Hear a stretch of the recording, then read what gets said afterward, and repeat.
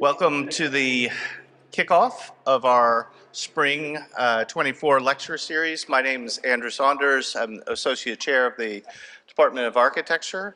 And tonight I have the great honor to introduce our new Chair and Miller Professor of Architecture, Rossana Hu, obviously, while you're all here.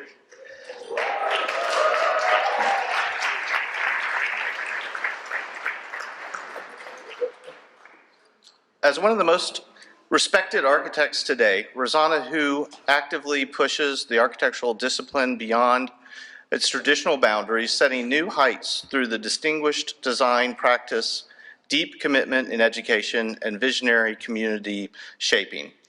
As the co-founder of Neri&Hu Research Office, one of Asia's most celebrated architecture firms, and recently awarded Firm of the Year by Architizer A+ Awards, Hu brings a unique design vision and weaves architecture with urban studies, interior, graphic, and product design. These distinctions serve as a testament to Hu's interdisciplinary excellence based on a total design idea. Hu's architectural explorations reinforce a core aesthetic insight, responding to a global perspective with overlapping design disciplines for a critical paradigm in architecture. Her firm's commitment and innovation approach to urban renewal has gained a critical acclaim. Projects such as the Waterhouse and the Singpyu Yangju Retreat have impacted significantly on each city's preservation policy and promoted unprecedented community engagement for reclaiming each city's forgotten neighborhoods and urban memories of the disenfranchised. Hu brings years of remarkable teaching experience at the Harvard Graduate School of Design, Yale School of Architecture, the University of Hong Kong, and most recently as chair of the Department of Architecture at Shanghai's Tongji University. Last year, the department launched an international search for a new chair of architecture. The committee was chaired by Bill Bram and included Jeannie Birch, Simon Kim, Rashid Ng, Ali Rahim, myself, Marion Weiss, and a student, Kyle Troy. I kind of went back this evening and I was looking at Rosanna's letter of interest, and I pulled a few quotes out of there that maybe we'll see a little bit about in her lecture. Her letter of interest was titled, "What About Learning?" And so on openness, she says, while openness can be a catch-all for a general attitude to embracing diversity, difference, and plurality, the argument here is not for openness to merely become a passive absorber of heterogeneity for the sake of mixing, but rather to leverage the knowledge gained through open dialogues as a means of protecting disciplinary agency. On theory, she says, if our sense of the modern and their associated isolated precedents are based on prejudices, formations, and references and roots, then we open up an entire world of uncharted scholarship as we embrace histories outside of the dominant intellectual context in our historicizing, theorizing, and designing. Could we formulate an alternative trajectory as a rapture in the Western canon by tracing parallels to find a different genealogy for an unorthodox modern? On canon, she wrote, the idea of the canonical should inform how buildings define a historic moment, so as to discover a canonical moment, pointing to a paradigm shift rather than just expression of such a moment, such as Geist. And then finally, on practice, she wrote, while the idea of criticism or critical judgment goes back to the Enlightenment, has deep roots in Marxist traditions, and belongs to the mindset we associate with modernity, critical theory today seems to be also at odds with the increasingly globalized world. This is in part due to critical theory's core identification with resistance and negation, which conflicts with the role of the architect who practices within the current neoliberal economy. As we cannot divorce ourselves from that system, the best way to find agency is to work within its operatives. With that, please help me welcome Rossana Hu.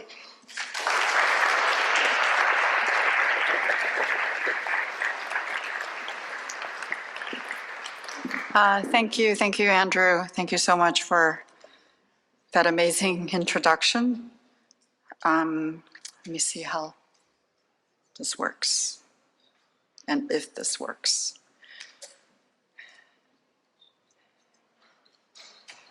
So I stand here tonight extremely grateful to the many people who have brought me here.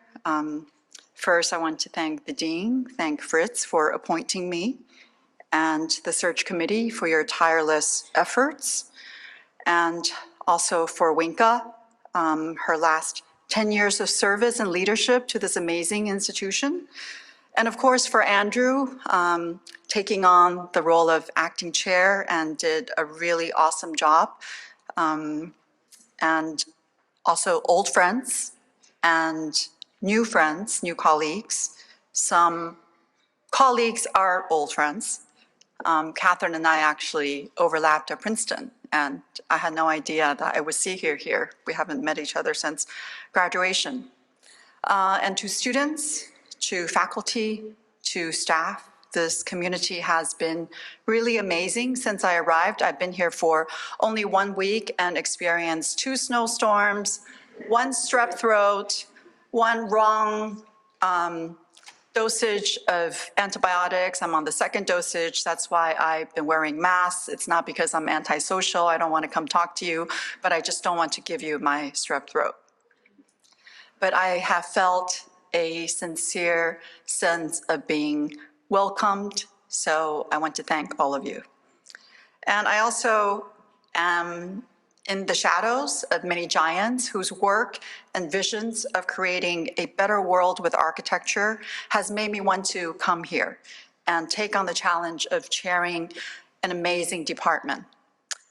Etc., ETC dot is an abbreviation for etc., which is often used in the end of a list to indicate that further similar items are included.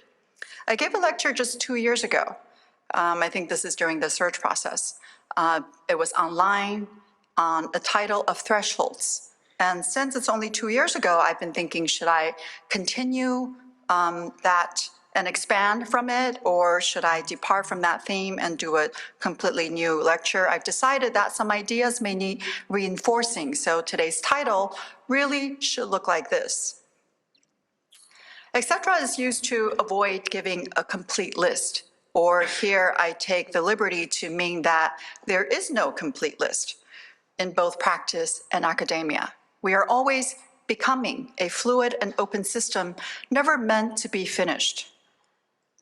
Etc. is also used maybe because some things are just not so important to talk about. But I have selected here today a few unusual projects, maybe too small to talk about, but as side notes, I kind of want to show the full spectrum of what we do. So let me start here. If you recall, it's where I left off last time. The last homecoming. I have returned there where I had never been. Nothing has changed from how it was not. On the table, on the checkered tablecloth, half full, I found again the glass, never filled. All has remained just as I had never left it. This is a kind of homecoming, isn't it? But also not really. I am returning home to I have never been. I've never lived in Philadelphia, but nearby enough. I was in Princeton for 13 years. But also going to Shanghai about 20 years ago, that in itself was a homecoming. It was a home I had never been. I was born in Taiwan, but only heard about Shanghai from my father, read in novels by Eileen Zhang, in poetry by Xu Zhimo, and the gossips in the lanes. Nothing has changed from how it was not. All has remained just as I had never left it. The notion of home has been at the center of our architectural exploration since my partner Lyndon and I were architecture students. First at Berkeley, we were there together, and then Lyndon went to the GSD and I went to Princeton. His thesis was on Chinatown, the first Chinatown called Lock, and my thesis at Princeton was on post-colonial Hong Kong. Maybe that's why we decided to start our practice in Shanghai about 20 years ago, a kind of nostalgic longing for home. It was early 2000. And we saw the city literally being demolished in front of our eyes. These are actual photos, they're not staged. It was important that we started to think about sustainability and restoration, and through work that were urban and rural adaptive reuses. It was alarming for us to learn that since 1990, 1 out of 6 families in China have been evicted and relocated. The intense development over the last 20 years has forced a city like Shanghai to confront with the aftermath of demolition, the erasure of traditional urban and cultural fabric. Here we enter into a related but more complex issue of architecture as a production of cultural meaning and identity. The dichotomy of modernity and tradition seems to be contrasting opposites here. But maybe there's a coexisting balance between the two extremes, like this bronze lion from Jia Zhangke's film in 2010 entitled, "I Wish I Knew." Architects like us wish we knew the answers, but like the film's magnificent scenery, when faced with loss and destruction, we often retreat back to nostalgia. Svalana Bohm wrote extensively about this in her book, The Future of Nostalgia, and she called this type of attitude for traditional preservation restorative nostalgia, a literal reconstruction of the lost home. Another way to think about nostalgia, I think much more useful for us as architects and designers, is reflective nostalgia, which is more a longing for home, even if you may never arrive home. But it's okay, because in the process, something innovative and creative happens. But the notion of home differs for everyone, personally and culturally. A quick review from last lecture, I spent some time comparing the different historic attitudes on ruins between East and West, and I know it's an awful simplification, but only, I think, to show you that at the end, we kind of concluded that the Western romantic notion of ruinous architecture does not really exist in Chinese art history, and that we need to look at the past differently and need to find a way for alternative strategies to reconfigure historic remnants. I won't go into it too much today, but we touched on that subject with our most recent installation at the Venice Biennale, addressing the theme of liminality, finding an architectural articulation for the quality of ambiguity and disorientation between the thresholds of old and new, inside, outside, urban and rural, refinement and roughness. This lecture will examine a series of contemporary issues in various global contexts and Chinese context, and it aims to shed light on how the firm grounds its work. This image above is our latest project. It's an extension to a mural museum, in fact, the first mural museum in China. And this is located in ancient city of Xi'an. If you don't know, Xi'an is where the famous terracotta warriors are buried. Showing that our work not only crossed between locations, cultures, but also between typologies. While maintaining an intellectual inquiry into adaptive reuse, the role of history and reimagined spatial legibility associated with voyeurism. Also tectonics and the use of poche, a search for connection back to the vernacular. And of course, the role of collective memory, reflective nostalgia, fragments, and the idea of runophilia. We find that identity is no longer easy to define. Are we defined by our passports, the color of our skin, the accent with which we speak English, or the topping we put on our pizza? This is a recent project in Paris. It's a small Italian pizza restaurant owned by a Parisian and helmed by a famous Japanese chef. We cross divides like never before as people and as designers. thresholds with different variation, often crossing divides that tradition, institutions, society, or even what our profession has predetermined. The obvious divide, you may say, are between past-future, east-west, global-local, urban-rural, interior-exterior, but other more nuanced divides are there. We feel also have over the years become themes that help us to analyze our own projects. And in fact, today I will be organizing my talk using those themes and dualities or pairings to describe many of our projects. This is the Shanghai Theater project that we did about 7 years ago. It's sort of invading the threshold of a theater entry by expanding the sidewalk into the theater. Another threshold, it's neither interior nor exterior if you've been there. This is the entry to our office, also the cover of our latest monograph published by Thames and Hudson. So moving on to projects, let me start with a quote by literary critic Terence Hawkes. The true nature of things may be said to lie not in things themselves, but in the relationships which we construct and then perceive between them. I'll be speaking on projects in pairs, like my last lecture, to allow a comparative understanding between one another. You will notice it's not to say that there's a clear dichotomy, but that these pairings of concepts reveal crucial relationships for understanding. The first 4 pairings will be brief because I spoke on them before, and then I will add 2 more pairings to this collection.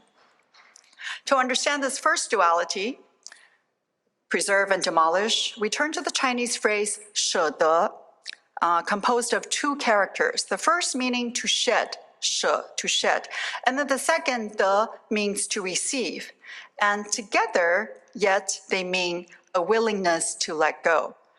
And this is a really important point, is that this is paradoxical. It's a sentiment meaning both erasure and progress. The term creative destruction, a theory originated by economist Joseph Schumpeter, has been used to describe the condition of modern Chinese cities where demolition operates alongside rapid development. While the wide acceptance of erasure— I found this on the web for original— I don't know what happened. So while the wide acceptance of erasure as a means of Chinese urban advancement may seem odd, this attitude stems from a particular cultural relationship to history, both actual and conjectural.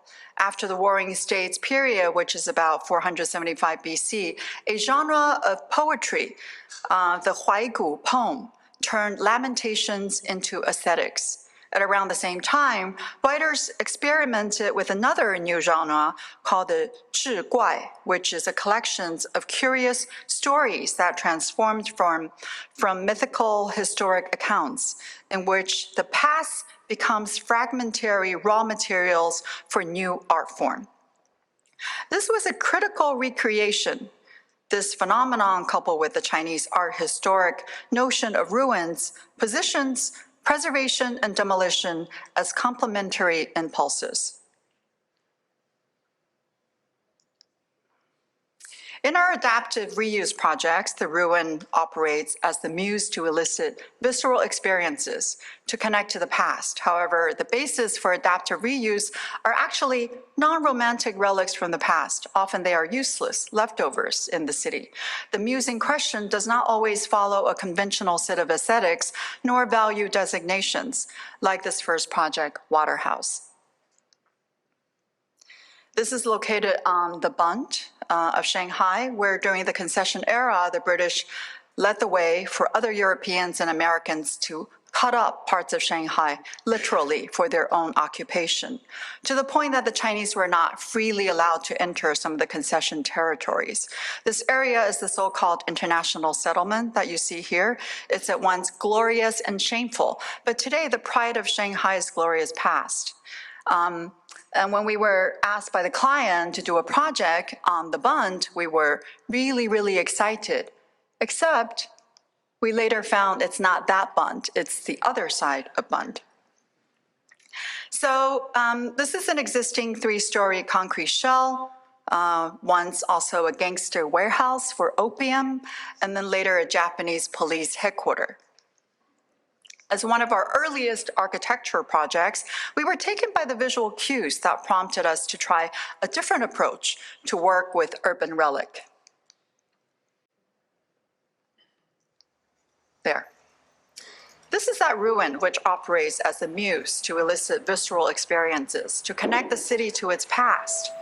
It's not so much about saving any significant history, but just that a useless remnant could somewhat be preserved and turned useful. This is the main entry door. After you enter, you arrive at the lobby of a 19-room boutique hotel. Calvino wrote in Invisible Cities, arriving at each new city, the traveler finds again a past of his that he did not know he had. The foreignness of what you no longer are or no longer possess lies in wait for you in foreign, unpossessed places. The architectural concept behind this renovation rests on a clear contrast of what is old and new. Also a blurring of exterior and interior, blending the public and private realms, creating this disorienting yet refreshing journey.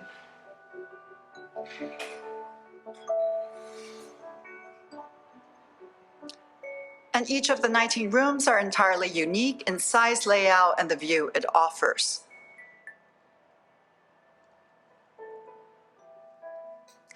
The building sits on the Huangpu River, so that we added a fourth roof level that are made in Corten steel.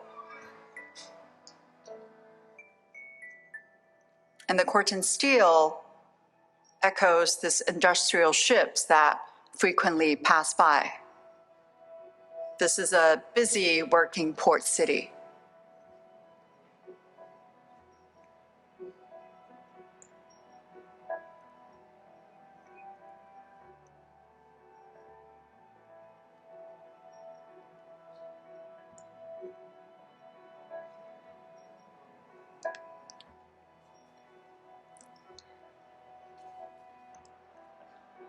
The rooftop overlooks the Pudong high-rises and offers an herb garden for the restaurant down below.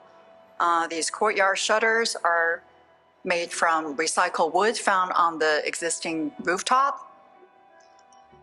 And we made different visual connections of unexpected spaces, not only to help one discover and explore, but also to provide a more flexible experience to the interior space. This may have compromised the room interiors to be smaller, but it encouraged the guests to wander out of their private rooms and promote more chance meeting of people, like you would in a city. You will find lots of stairs in here, and also different corridors. Some stairs that lead to nowhere, as a way to remind guests the history of this building and also the city. If you find nothing there, don't worry. Just leap up another flight of stairs. That quote is by Kafka.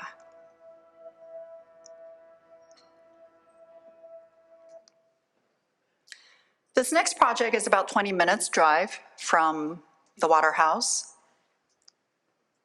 And unlike Waterhouse, it was sanctioned to be preserved. So the Waterhouse was actually supposedly to be demolished. And we worked very hard to convince the client to not demolish it. But this one is very different. It was sanctioned to be preserved. And as a testament to what the British built here during the concession era, this building enjoys a bronze plaque from the Preservation Board. And the exterior was to be kept as is. This was built by the British as their police headquarters within their British compound. This black and white photo from where it was first opened in 1910 is fascinating. It's hard for you to see, but many of the faces were their colonial subjects. The joke is part of their job was probably to keep the Chinese out. As many preserved buildings go, the interior was free to be reconstructed, to be usable, to be useful. So when given the task to redesign the interior into a design gallery, we were excited to see the spatial potentials it offered. And so just flipping through some of the before-after shots.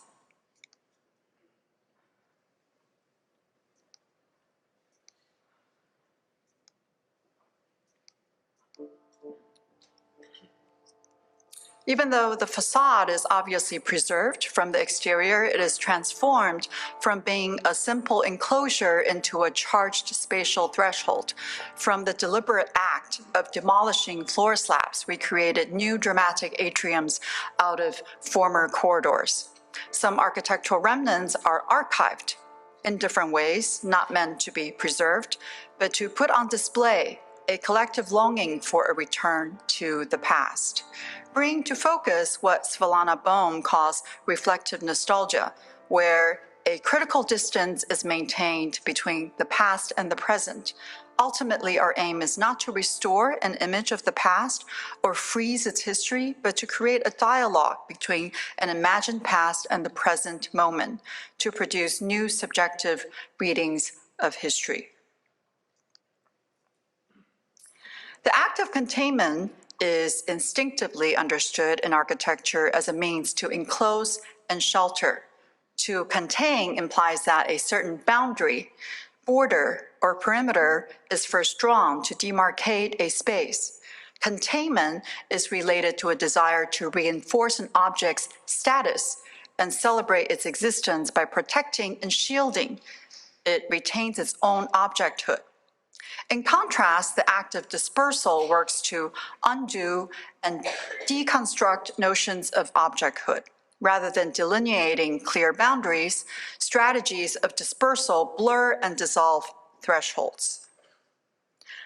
This next project is in Fuzhou, and this is a very important image that is uniquely associated with the city of Fuzhou.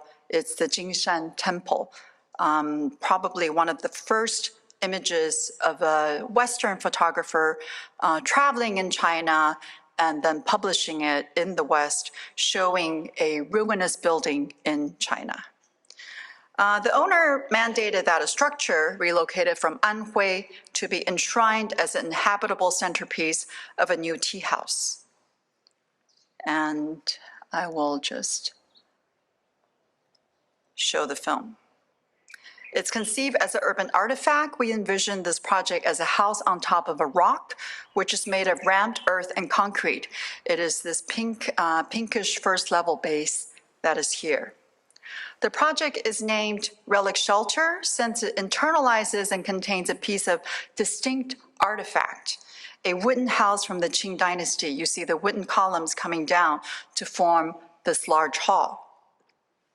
On the level below, the level of the rammed earth, is a large circular reception.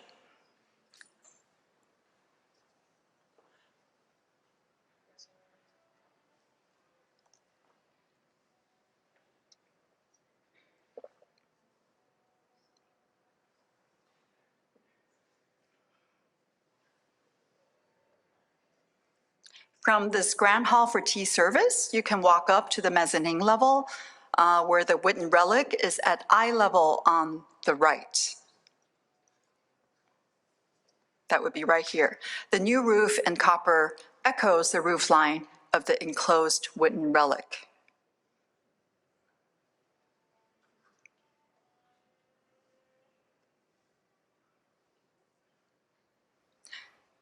A sunken courtyard contains a pool that filters light below through a thin film of water. This project juxtaposes a preserved and restorative piece of history with a new structure containing it and formally reflects the ruin of Jingshan Temple, a collective memory of Fuzhou City's past.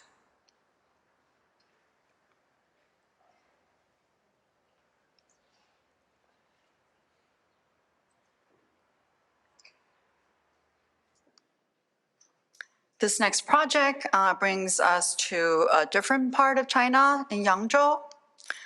And this was the site that was given to us next to the slender West Lake. And the program was to design a 20-room wellness retreat The site has been dilapidated like this for a very long time. This was a crucial reference for our project. I won't really go into it, but it's a private garden built by a salt merchant, like many other classical Chinese gardens. The Geyuan is a manifestation of the Taoist ideal of being one with nature. This is another memorable feature from our site, also will be important for the design. Became a conceptual foundation of the project. This is the fire lanes that they had, but it's considered by the locals to be very auspicious. And back to our site, the design brief called for adopting the footprints of ruinous buildings to create a wellness retreat.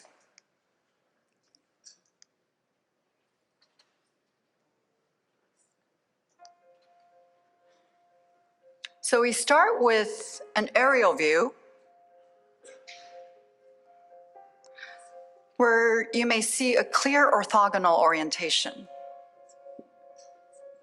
You can see that the gridded walkways are inspired by the fire lanes. They work to organize different zones, functional zones. They guide circulation, define and wrap different spaces within. The adjacent ponds and waterways became part of the total landscape. It's like the act of borrowing views from the Jiangnan garden design tradition.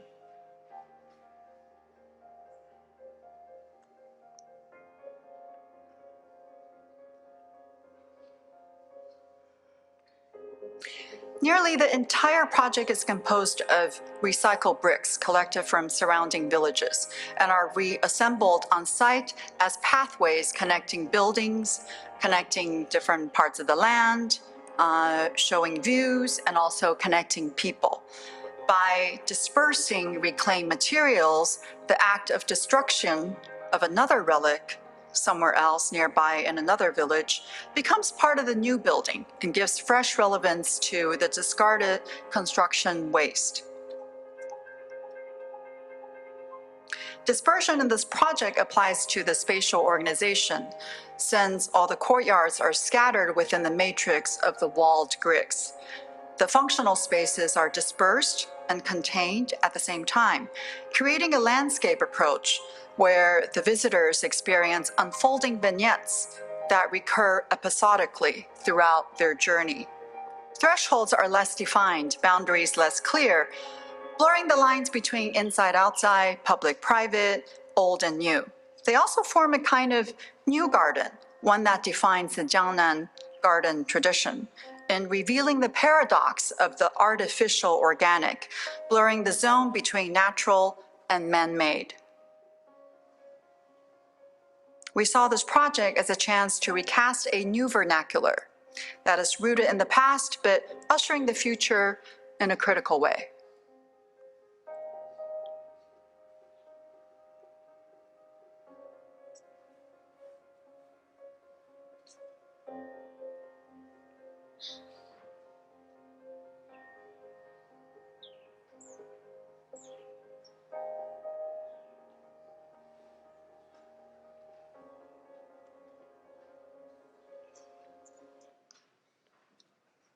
This next pairing, present absent.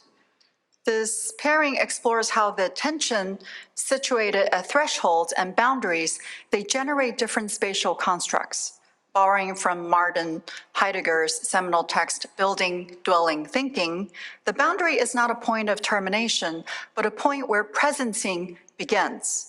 Rooted in the notion of contrast, many of our projects use opposition to heighten and reveal the dialectics of inside-outside and part to whole. The notion of absence or void for us can be understood in relation to a Chinese concept of runophilia. Unlike European ruins, ancient Chinese structures were often constructed out of wood, leaving behind only their foundations as traces of their original grandeur. Evident in its etymology, the word for ruin, which evolved from the word qiu in Chinese, connoting a mound of rubble, to xu, which is a signifier for emptiness, indicates that over time, the concept of the architectural ruin was increasingly freed from external visual signs relying on illusion rather than direct, literal representations.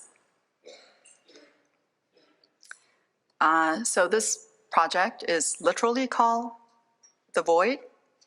It's about 3 hours east of Beijing in a place called Qinhuangdao, which is a seaside resort community. I'll just show you a little bit on the context. And because of time, I think I won't really go into it too much, except to show you the video. The atrium is the void that creates the architectural presence. The art center looks inward towards this void to connect to the only nature it has access to, which is sky, air, wind, and rain. The art gallery spaces accommodate art viewing, but also take your view upwards towards the sky. The atrium becomes a pool when it rains, but it's also a venue for performances. With the thick massing of the building volume, it's a series of interlocking spaces that visitors can meander freely within, where journey is choreographed with directive views both inward and outward.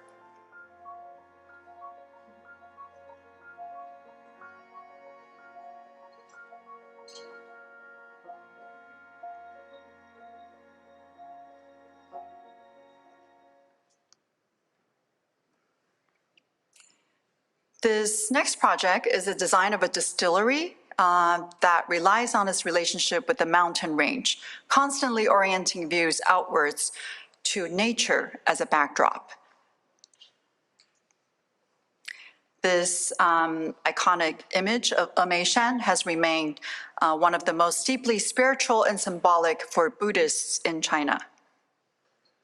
And this was a competition that we won about 6 years ago, where we used nature to be our primary inspiration and rely on this absence of the icon demanded by the client. It's a new home for the first Chinese whiskey brand that the French spirit giant Pernod Ricard was developing in China. The French asked for a very clear Scottish icon, anything, as long as it's whiskey and Scottish. And we refused. And instead, we gave them 3 pairings of duality. So 3 sets of words.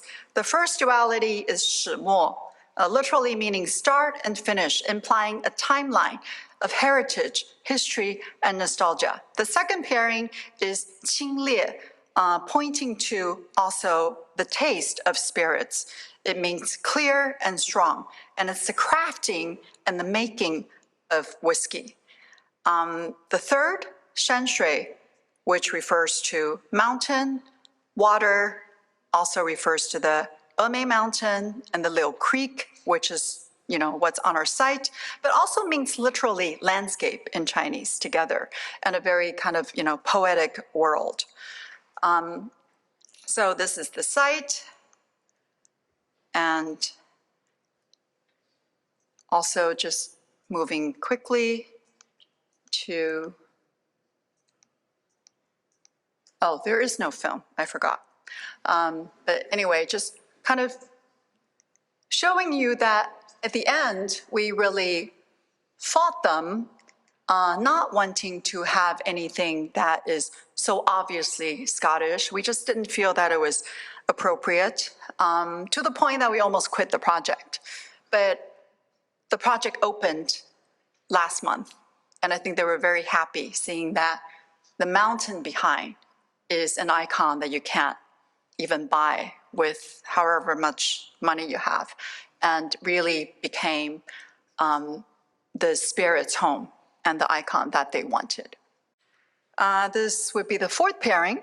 To illustrate the pairing of stitch and incision, 2 projects are selected which feature a vertical staircase connection. In Tianzifang, the first one, you will see that there's an internal staircase that becomes a spine for organizing the domestic spaces, which oscillate between private and public.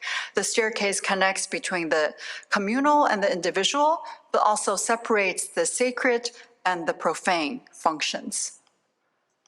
That would be this project. So you see clearly how the staircase works to kind of stitch the front and the back rooms together in a split level. And here, the second project, the splitting creates an opportunity for visual slippages and a complex web of voyeuristic gazes within domestic realm.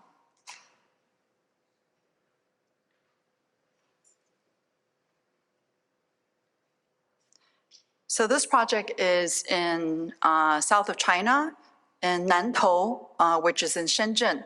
So Shenzhen is a city, it's a fairly new city that is known without history. But there is kind of this urban village within the city called Chenzhongcun. And it's a very kind of, densely occupied part of the city. And this was a building when we got it.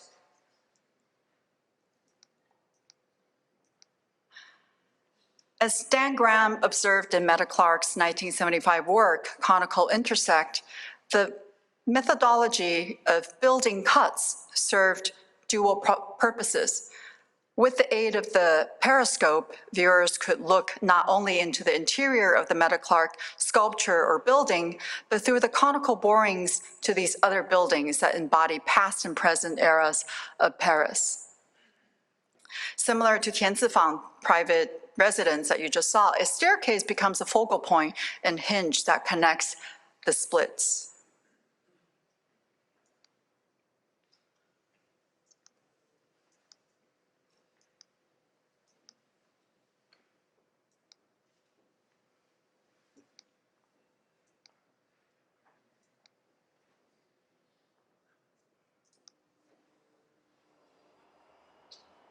The cuts you see here in the city becomes the staircase.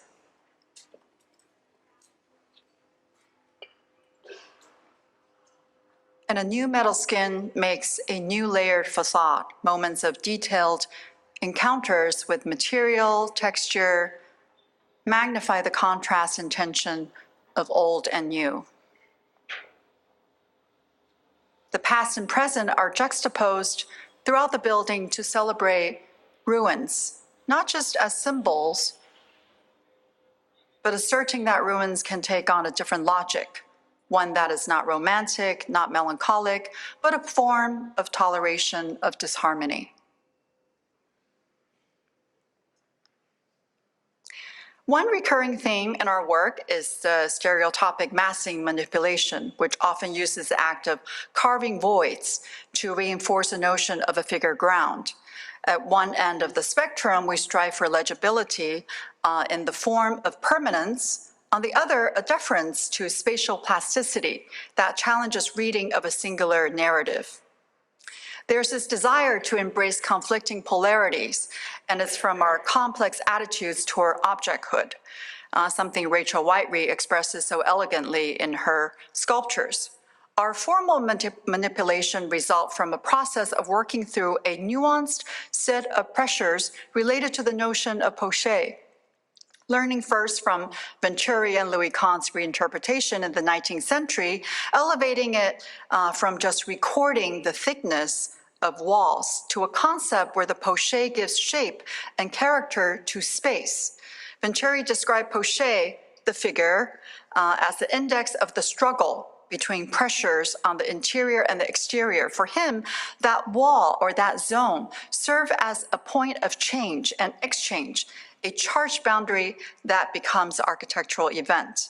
Understood in these terms, the figure-ground relationship expressed by the poche then represents a physical manifestation of that interior-exterior struggle.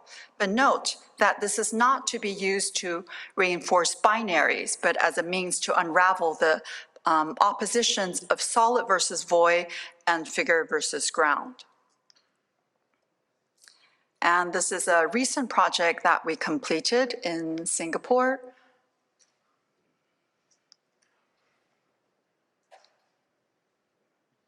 This is the site that was given a commission for us to create a house to accommodate all three siblings who, as young adults, had outgrown their current house and who had recently lost a mother to a terrible accident while the family was vacationing. The house was to include a small memorial space in the form of a garden in memory of their late mother. I will also, I think, skip through these. I think I'm trying to be too ambitious today showing too many projects. Just also moving to the film. We have, through this project, explored how notions of communal living and collective memory can be expressed spatially. The original site featured a lush green edge that formed a natural buffer, which we retained. The new story house organizes all communal spaces around a central garden, which occupies the courtyard and also serving as a memorial garden for the siblings' late mother. The ground level is pretty much open with expansive glass walls to connect all spaces to the gardens alongside the edge of the site. Visual transparency is important and maximized, so the family may look into the memorial garden while cocooned by the dense vegetation outside. The pitch roof here is not only a signifier of shelter, but also an element that unifies and demarcates the public and private realms. All bedrooms located on the upper level within the steep gable so that the house retains the appearance of a single-story hipped roof bungalow. The circulation on the ground floor reinforces the ambulatory experience of walking in the round and to define the memorial space as a sacred element.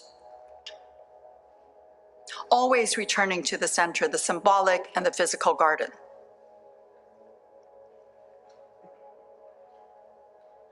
Through sectional interplay, there are 3 double height areas to connect the communal functions and the corridors above. These create vertical connections upstairs to the bedrooms, and also from the bedrooms to allow one to peer into the public realm from the private.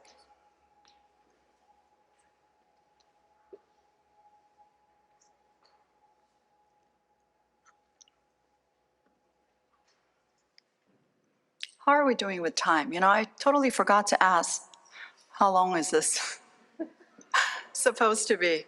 Okay, so this is another project that has to do with poche, so I will just also maybe go through it very quickly.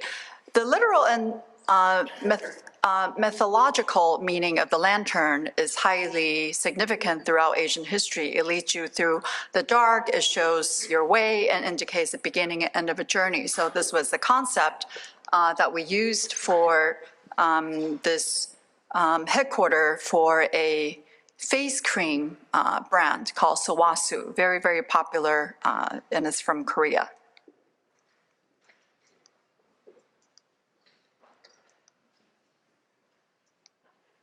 Showing you the plan and some interior shots.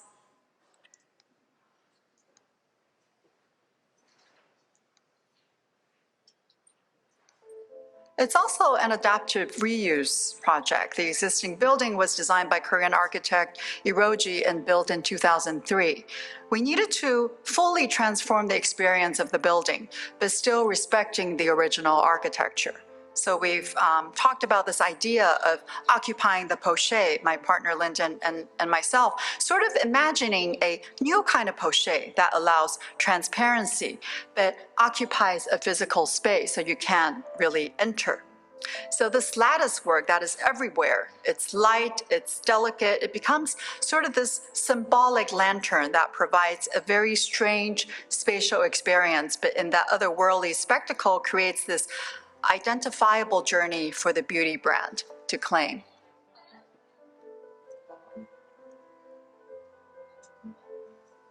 And on the rooftop, it actually becomes a beacon of light at night. This is the last pairing, so we're almost done. To understand this last pairing of mask and reveal, the concept of pentimenti is useful. Pentimenti is defined in art history as a presence of traces of previous work and is rooted in the word repent. By masking and revealing portions of a built artist, we experiment with preservation and adaptation to uncover a non-romantic logic for celebrating ruins. Architectural remnants pose important questions to architects in terms of sustainability and construction waste management, as well as a more sophisticated question of, or philosophical question of originality, authenticity, and authorship. So operating with pentimenti in mind, we see that some of our work engage with traces of the past authors, builders, even failed projects and abandoned construction to uncover narratives of non-realized compositions. Buildings can be hybrid products of the past, inhabitable, and even imagined futures. This is a garage. Actually, it's called a garage, but it's really like a repair shop. It's in Beijing, right next to the Temple of Earth. You probably heard of the Temple of Heaven, but there's actually on the other side of the city, the Temple of Earth, and it's actually a former missile factory. You heard it right, missile. That's what they made here. And massing-wise, there's a new steel frame. We kept the massing as is and added a steel frame to allow for a third floor. But the original building pretty much is massed.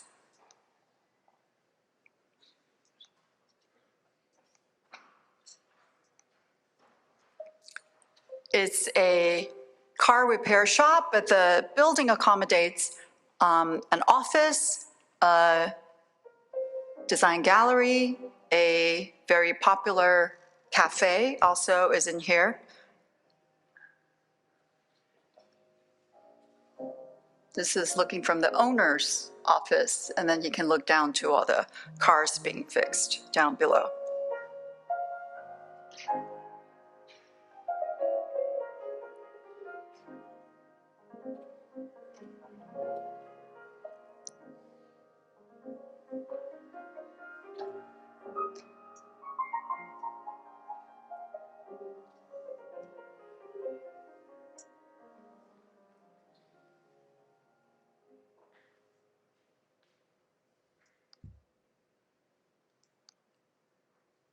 We were called to convert an old cotton textile factory and warehouse to a gallery and headquarters for an old pastry brand that's called Lao Ding Feng.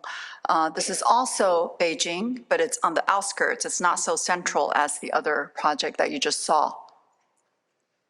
The design is inspired in part by the client's main product, this traditional pastries, often formed in a decorative mold, and the notion that a container may form and hold the shape of its contents within, then through masking and revealing, creating an interesting spatial juxtaposition between old and new. And there's a train track that used to run through the site, delivering raw material. This is what it looks like.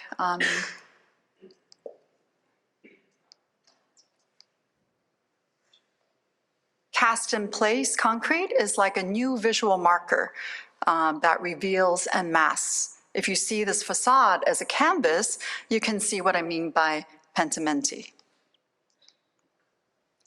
The building is left almost intact as is, except the entry is encased in new layers of glass and metal.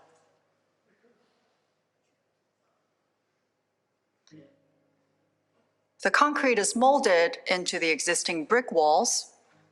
They form new rooms, doorways, window frames.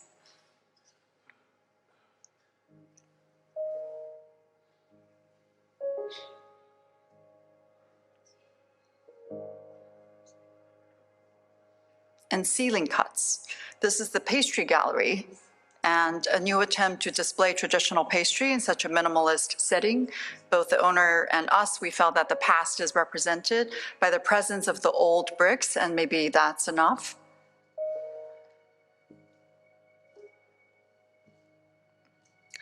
The brick wall, that's the original envelope here, is often pulled back, forming a backdrop to the newly formed concrete rooms, either as stairs, corridors, offices, or training rooms. Also, we created double-story atriums, like the one outside of this office, to reveal in a sectional way how the new functions work with the existing brick envelope.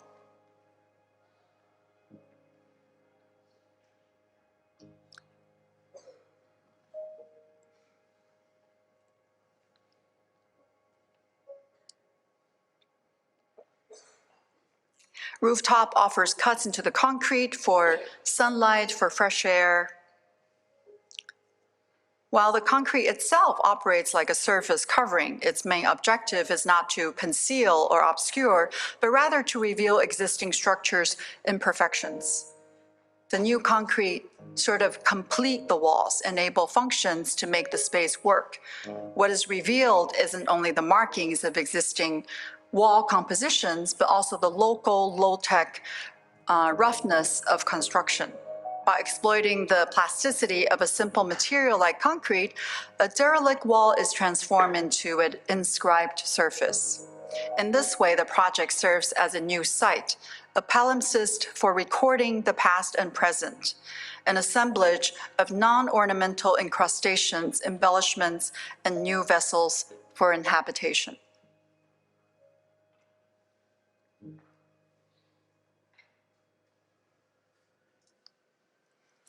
So in the spirit of etc., what I want to show you are kind of non-architectural or non-building projects.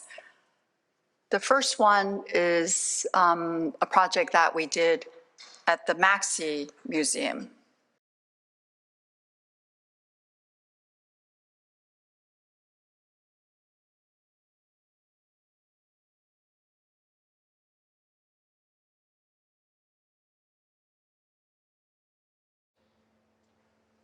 So this is a project that we worked on at the Maxi, I think last year it opened. We were invited by Maxi to study archives from Scarpa. And then we work with, basically we looked through the archives and we found that there were interesting lessons that you can learn from the different thresholds of his projects. And so we kind of conceptualized and formulated 6 different experiences or follies of thresholds. And through them, you're able to study and look at the different archives that the Maxi offered from Scarpa.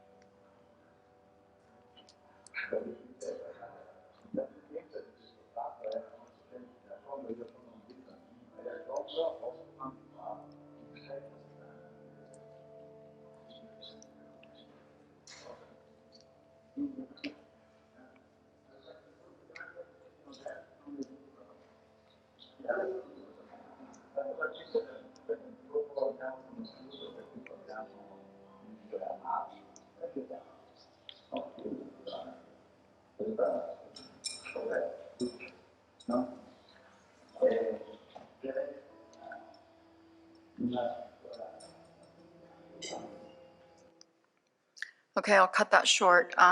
Another kind of interesting project that we took on was an installation that we did for Festival of Design last year.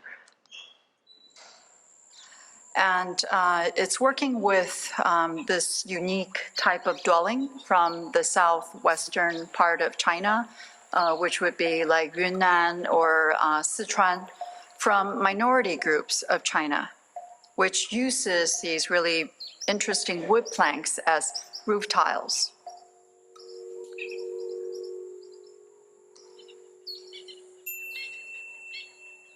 These roof tiles are really quite unique to this area.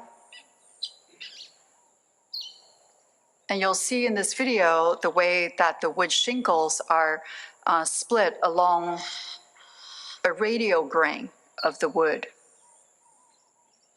And because of the climate and location, the wood that they used are from here. And this is how they cut up the wood.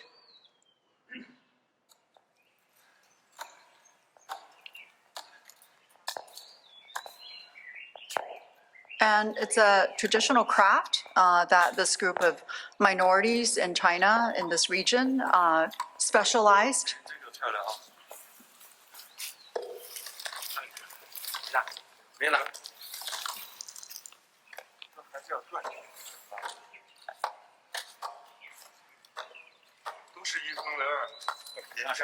And it's because the way that they cut the wood, the grain is straight. Of course, they're beautiful, but it's not just because they're beautiful, because these shingles can be then protected from water.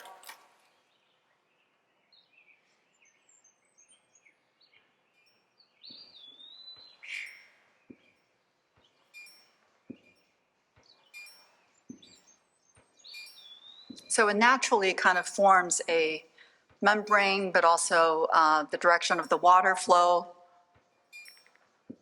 And this is how they lay them out. They don't use any nails. It's about the way they layer them, and then the stones are for pressure to hold them in place. Sometimes they use ropes, but no nails. And because when they live inside, they burn fire to cook and whatnot, so the smoke actually goes up the roof of the ceiling, and that kind of pressure and I think temperature change really allowed the roof to last and protect. But it's been in decay, and a lot of these houses have been demolished and not being used. And so this wood company from Hangzhou has worked with us to try to conceptualize how can we make people understand that this is really quite a beautiful material, and maybe we can repurpose them for other useful things to do. So I'll show you what we did in the next video.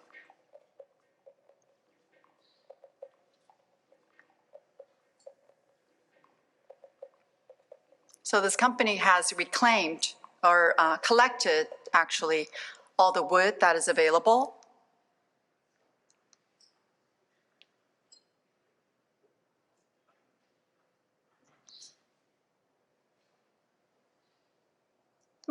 Okay.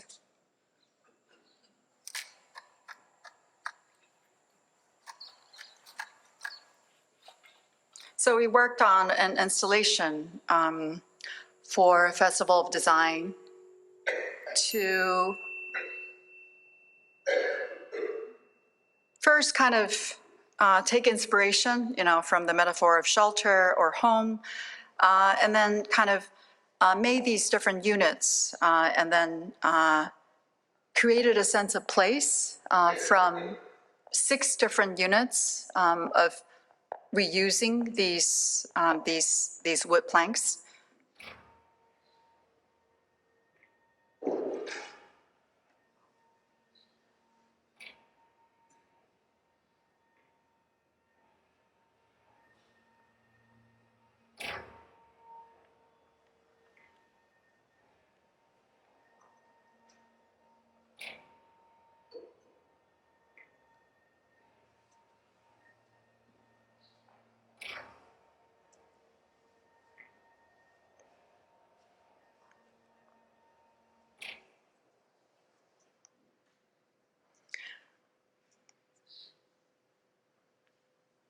And here's another installation that we did.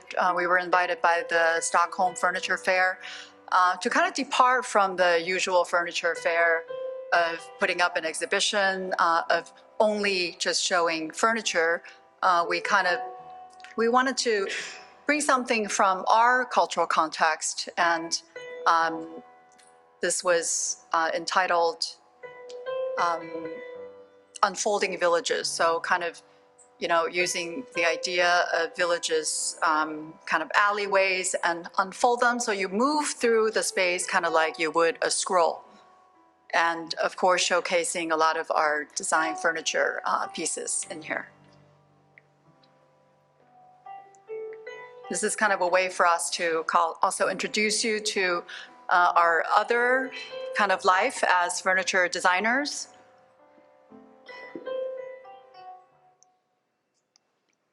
And here we have more products. Many of them are for, big brands, commercially successful, but actually the more interesting ones are ones like this. Oh, okay.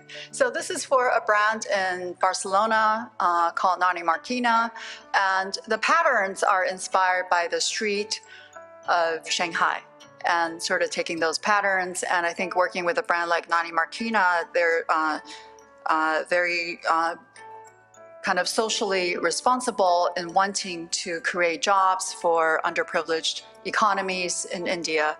And so using their local craft to create objects that sold around the world.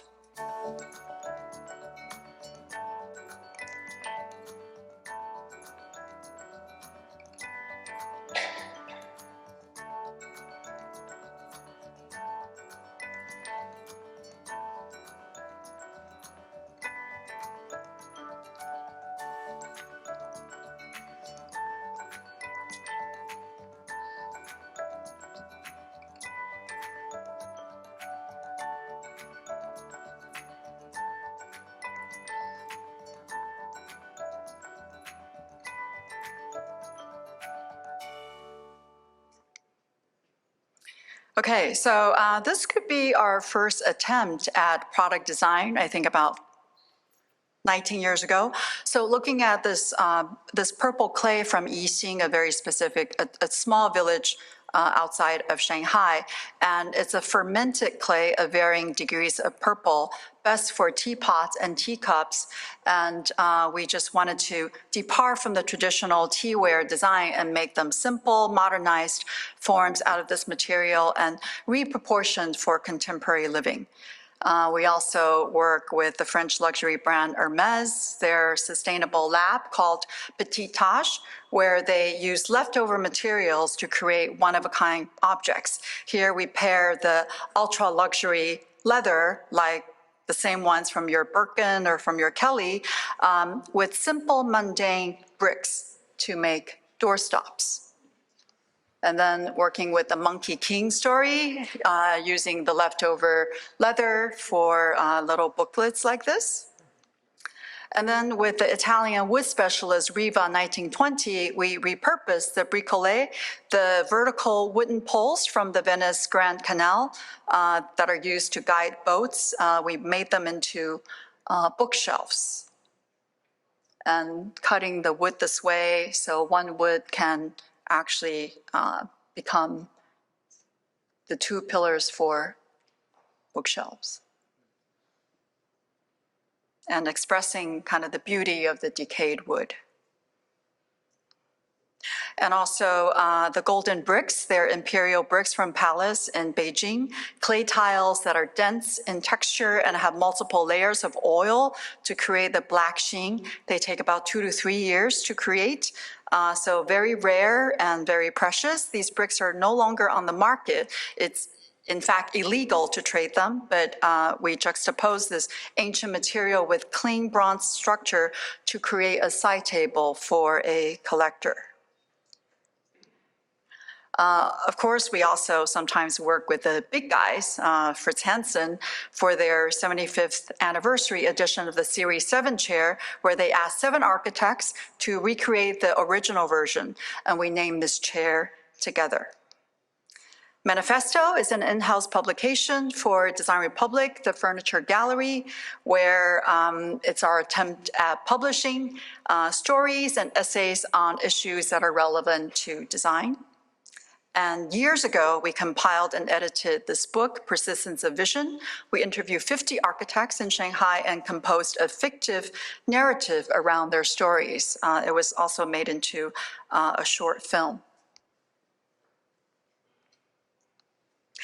And I am not going to end here because there's much, much more to come. This is only the beginning.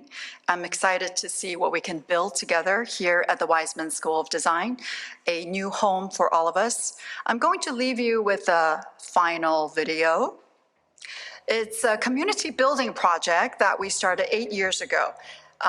It's called the Festival of Design, and it's an interdisciplinary design platform to embrace the communal aspect of design by being inclusive, interdisciplinary, and innovative through a diverse program of lectures, talks, exhibitions, and workshops.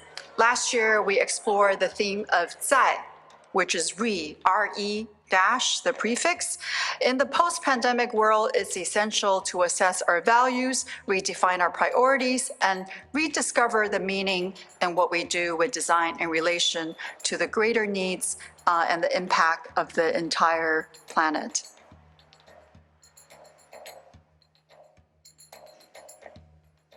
And we hope that now that we're in Philadelphia, it's a new home for us, and maybe some of you are also new to the city or new to the country, that we also embrace design in this community the way that we were able to in Shanghai.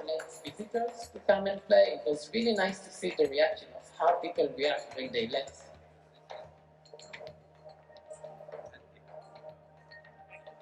So remind you why you want to be an architect or designer. It's about inspiration. The theme of this festival is a theme that is very important to me. Turn up the volume a little bit. To clarity and the color. So I look like the non-architect. It's for collaborating with other people's or even So we have product designers, we have architects, we have interior designers, we have brands that work with innovative materials. And it's always international. People speak Japanese, Thai, French, and then we have simultaneous translation. And it's just a way for the community of interdisciplinary designers to come together. And by the way, a little advertisement, they will be here next week, right here in this hall, Flores Prats. That's the movement, and people still go pay homage to those roots. Yeah, I think it's okay.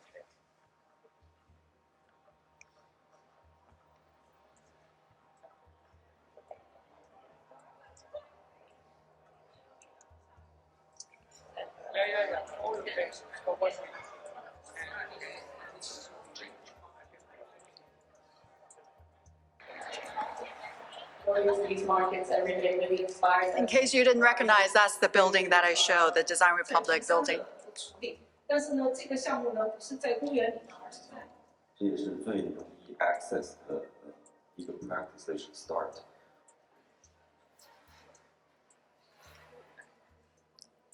We show the film for the first time in China for Mangiarotti. Thank you.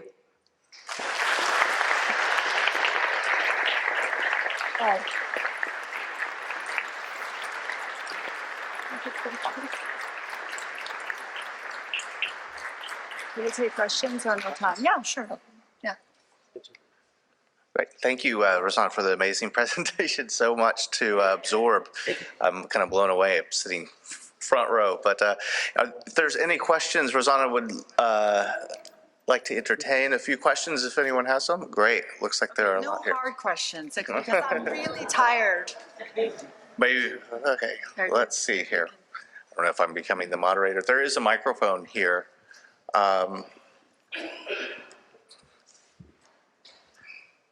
Rossana, thank you so much for that wonderful lecture and the showing of all of that incredible work. And we're so happy to welcome you here to Weitzman and so excited to see what the future will bring. Thank you. Thank you so much. I'm struck by the projects that's in the city, and of course this is much of what I like to deal with. And you know, it occurs to me that there's an incredible, and this is where words fail, there's a moment of resonance or oscillation or location of a position with and against the city of a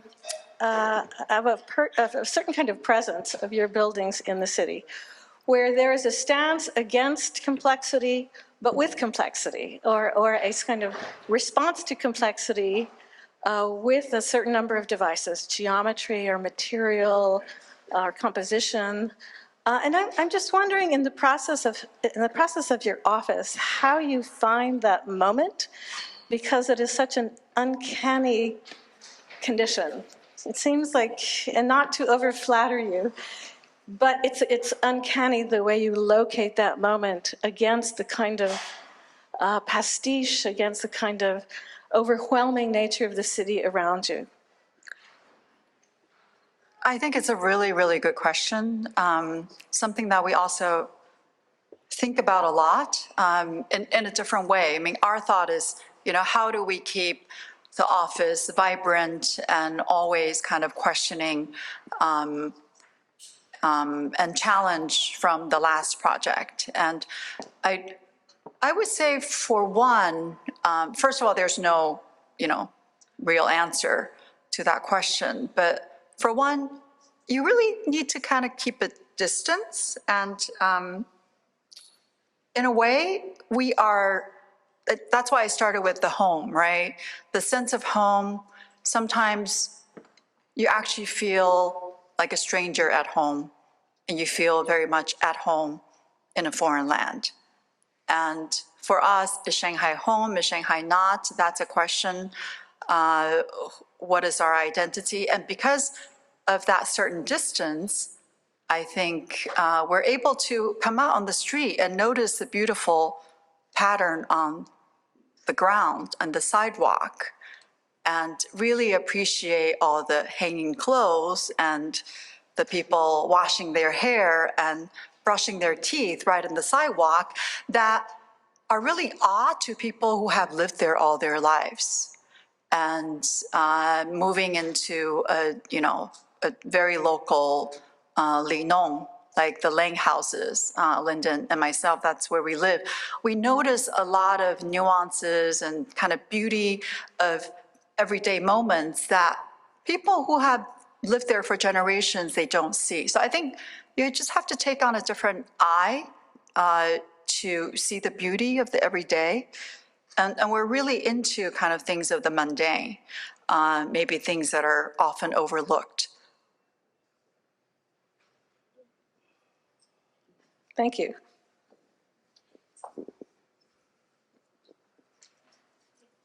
Okay, I think we'll take two more, so three in all.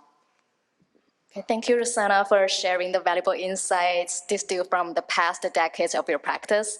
I was literally blown away by the video clips you incorporated in those slideshow. With the light background music, I think I still can smell the concrete, the cement mixture from the cast concrete project.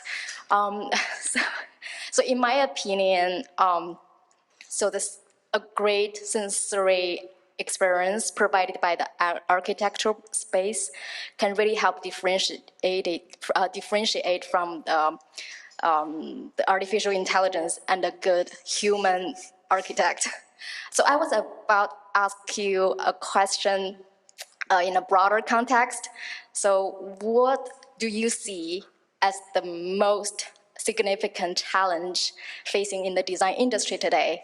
And how is Neri&Hu addressing or adapting to this challenge? Thank you.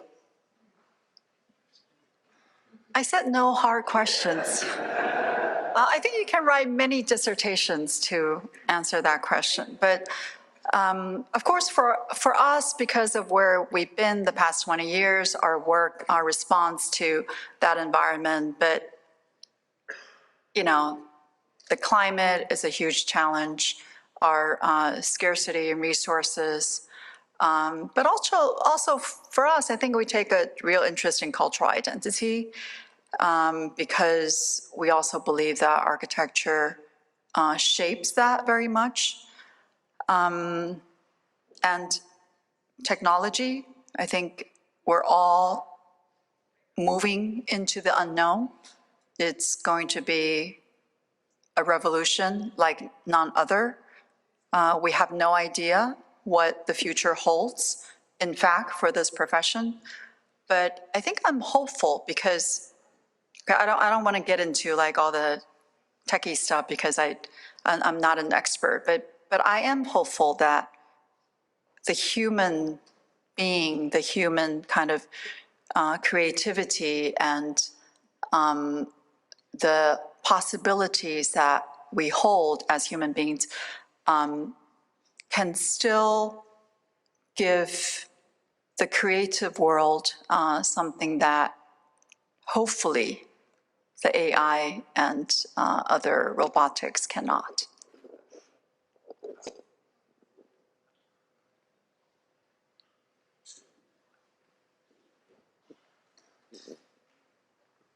One last one.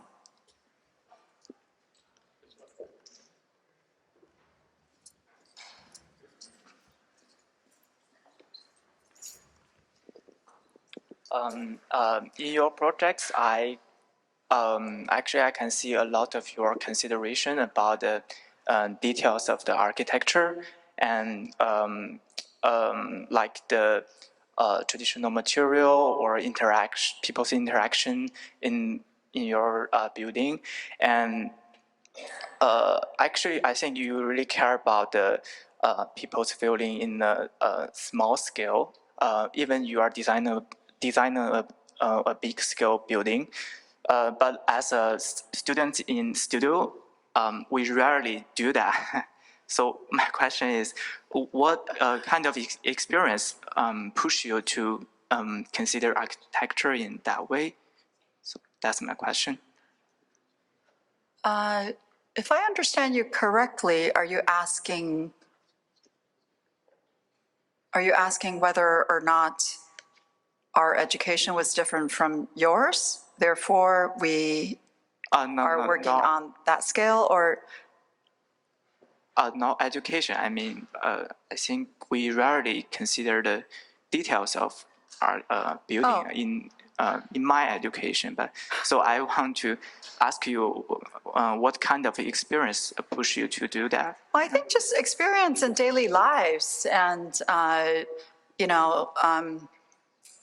coming to confront architecture in your own way. I think everyone takes from your experience in a space, for example, where we are right now, there are varying scales of experience down to the details of, hinges and nails. So I think it's how you want to kind of engage in this profession. And I think it's the details are there. I mean, you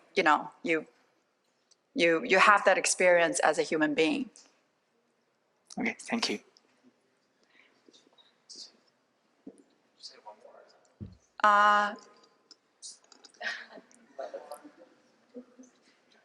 Okay, I think that's good.